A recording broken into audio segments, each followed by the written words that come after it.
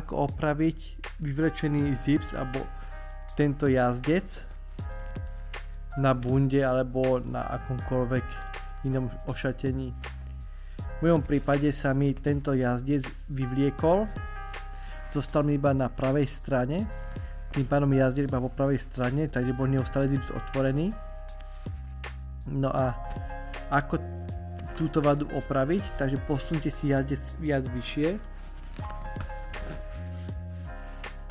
si ho posuniete vyššie a keď pozeráte, ako je zips robený, tak zips vlastne je ľavá strana zapadnutá do pravej. Na to trošku nižšie som to imel, takže ja som si urobil, že tu na spodku, kde to bolo rozidené, som si chytil ten zips a takto som si to pripravil a ľavú stranu som zatlačil do pravej, aby to emulovalo ten zips. Tým pádom mi vznikla ako keby zazipsovaná časť na spodku, tu na spodku. A potom ten jazdec som do tej zazipsovanej časti potiahol dolu a naskočil späť opäť do toho zipsu.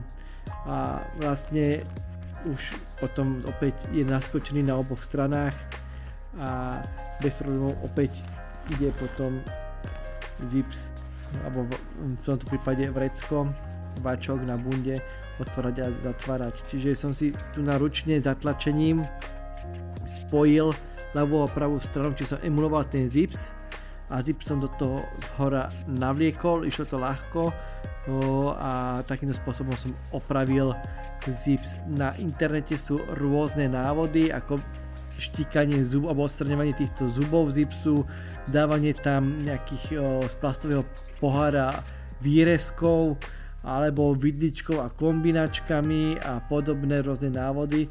Tak v takomto prípade, ako som mal ja, že máte vyvlečený zips a beháva len po jednej strane, tak naozaj sa to dá urobiť takým štýlom, že to len do seba zatlačíte na spodku ľavú a pravú stranu a zips spätne opäť vlastne nasuniete späť. Takýmto spôsobom ten zips sa aj vyvliekol, takže takým sa aj späť opäť navlečie a ten jazdec opäť bude fungovať správne a bude jazdiť a zipsovať obe strany dokopy.